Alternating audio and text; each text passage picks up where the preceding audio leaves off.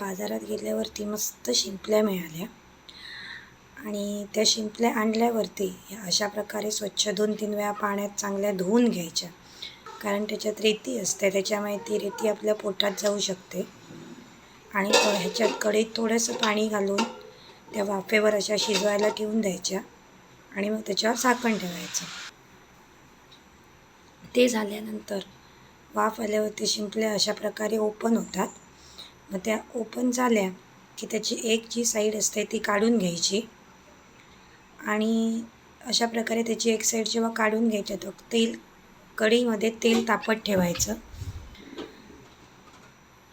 आणि कढईमध्ये तेल घालून घ्यायचं आणि तेल जेव्हा कढईतलं चांगलं तापेल, तेल घातल्यानंतर ही रेसिपी माझी आई खूप छान करते, म्हटलं तुमच्याबरोबर जरा शेअर करावं. आता कढईतलं तेल तापलं आहे, मग आपण त्याच्यात एक तमालपत्र घालायचं आणि त्याच्यात तमालपत्र घातल्यानंतर तमालपत्र जरासं फडफडलं की त्याच्यात आपण टोमॅटोची आणि कांद्याची जी प्युरी करून घेतलेली असते ती त्याच्यात घालायची आणि ती त्याच्यात घातल्यानंतर त्याला चांगली जरा उकळी फुटली आणि तेल सुटलं की त्याच्यात आलं लसूणची आणि मिरचीची पेस्ट घालायची. माझी आई करून ठेवते. ही पेस्ट त्याच्यात घातली की त्याच्यात मग आपण लाल तिखट घालायचं.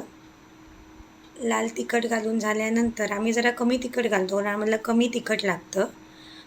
मग त्याच्यात हळद घालायची, त्याच्यात थोडासा गरम मसाला घालायचा आणि ते घालून हे चांगलं एकजीव करून घ्यायचं आणि त्याला जरासं तेल सुटलं, अशा प्रकारे एकजीव करून घेतलं की त्याला जरासं तेल सुटतं. मग त्याला तेल सुटल्यावर त्याच्यात पाणी, एक बटाटा आणि ते ज्या आपण शिंपल्या उकडून घेतलेल्या होत्या त्या घालायच्या आणि त्याला उकळी आल्यानंतर त्याच्यात खोबरं अगदी गंधासारखं वाटायचं आणि ते त्याच्यात घालायचं आणि मग त्याला अशी छान सगळं एकत्र करून घेतलं की त्याला छान उकळी आणायची आणि ह्याच्यात तुम्ही आपलं जे लाल तिखट असतं ते तुमच्या आवडीप्रमाणे घालू शकता. आम्हाला कमी तिखट लागतं म्हणून आम्ही त्याच्यात जरासं कमी तिखट घालतो आणि ह्याला अशा प्रकारे जेव्हा छान उकळी येईल, अशा प्रकारे छान उकळी आले की त्याच्यावरती कोथिंबीर थोडीशी घालायची